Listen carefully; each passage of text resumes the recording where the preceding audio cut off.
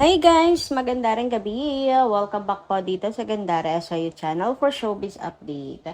Andito na naman nga po akong muli nagbabalik.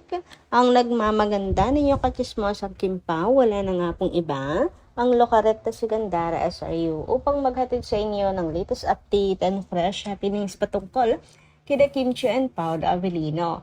And para nga sa gabing ito, ang tatalakayin natin at pag-uusapan ay ang finally pagpaparamdam ni Paolo Avellino. Siguro nakarating sa kanya yung update natin ng nakaraan na si Paolo po ay kinu-question na ayan nga daw, nagpapalusot na lang para hindi para makalusot siya, para hindi siya mabash, ganyan.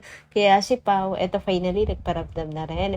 Pero bago pa lahat sa mga di pa nakaka-subscribe sa ating channel, maaari lamang na pindutin po ninyo subscribe button natin at notification bell na nariyan sa baba upang kayo po yung maging updated at ma-notify tuwing may bago po tayong chika at balita hinggil sa Kim Pao.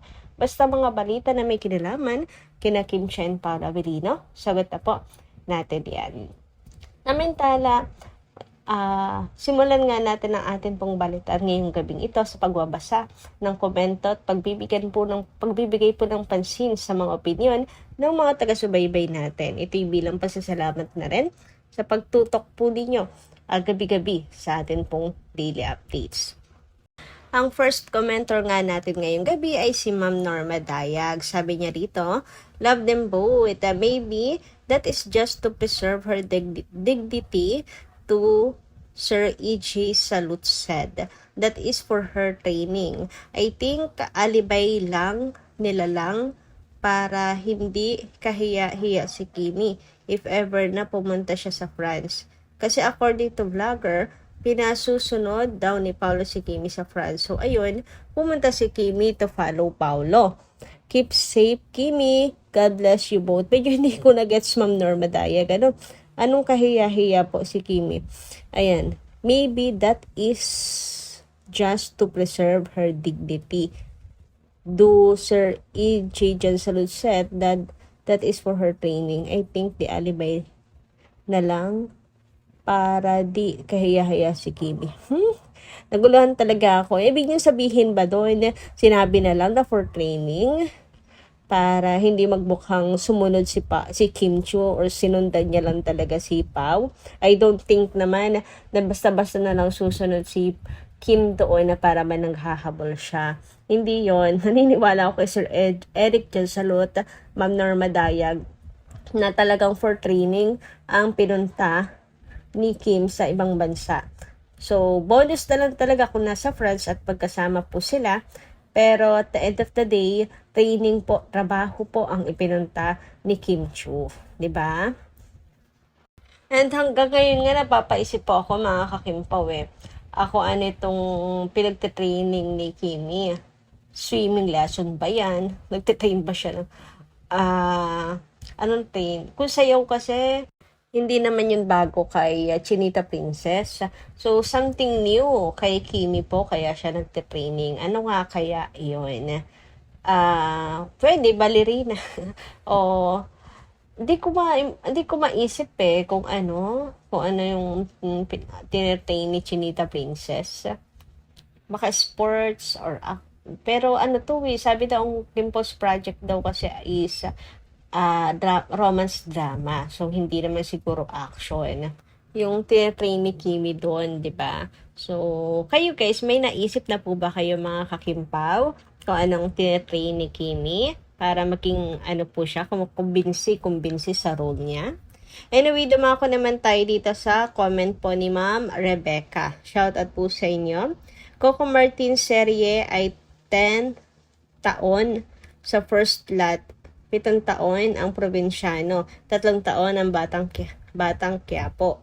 Ngayon lang ay sumingit ang Kim Pao at Kim Pao ang pinagkatiwalaan kahit Catherine serye at Vice Ganda serye na parehong A-lister, inilagay na ba sa first lot? Di ko nga po alam but baka may kulang pa 1 taon itong si Coco Martin, ganyan. Kaya dapat siya pa rin.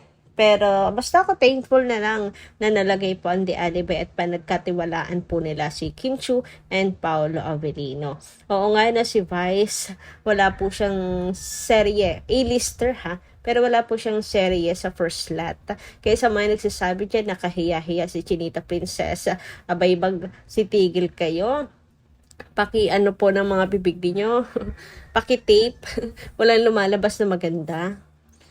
Pero kung nakasampung taon na nga itong si Coco Martin,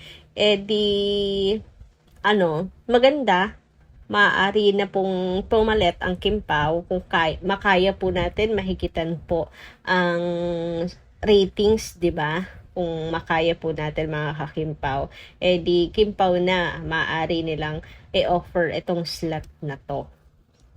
Samantala, dumako naman tayo dito sa comment po ni Ma'am Dina La Fortesa. Shout out po sa inyo at maganda rin gabi.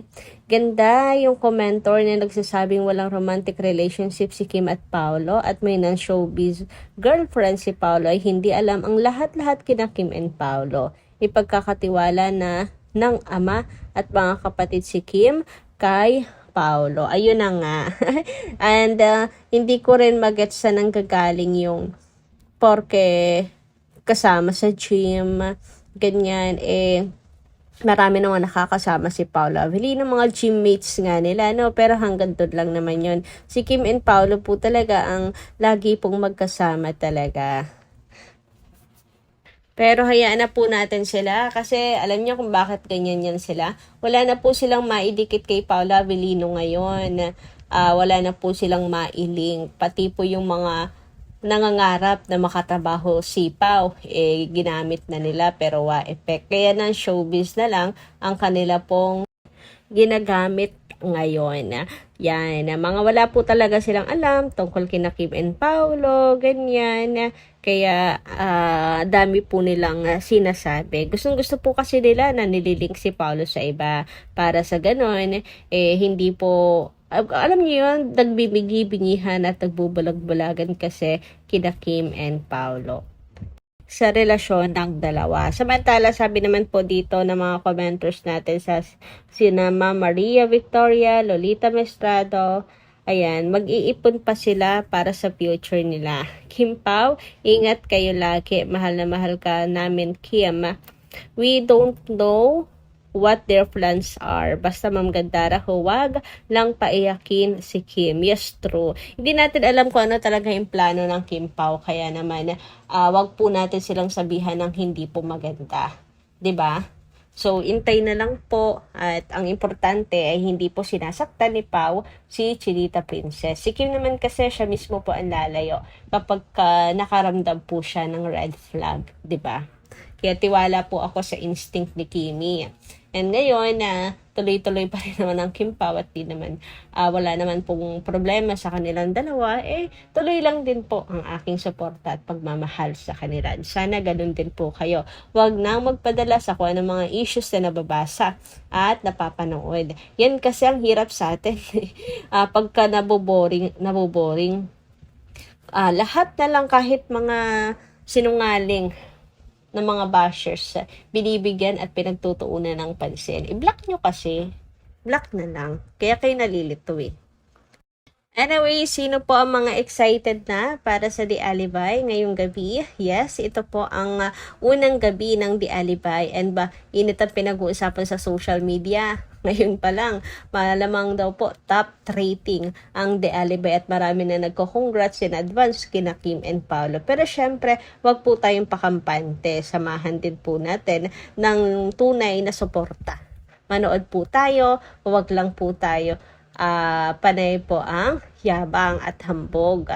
So, dapat po ay talagang suportahan natin. Ito yung unang gabi ng The Alibay. So, ipatop rating nga natin yan. Hindi lang sa kiniklim, manifest po talaga natin yan, mga kakimpaw. And dahil ngayon nga, ang unang gabi ng The Alibay, eto na nga po, si Paolo Avellino, ay nag-post na iniinggan niyo po ang lahat na manood ng The Alibay at nagpapasalamat din po sa mga supporters.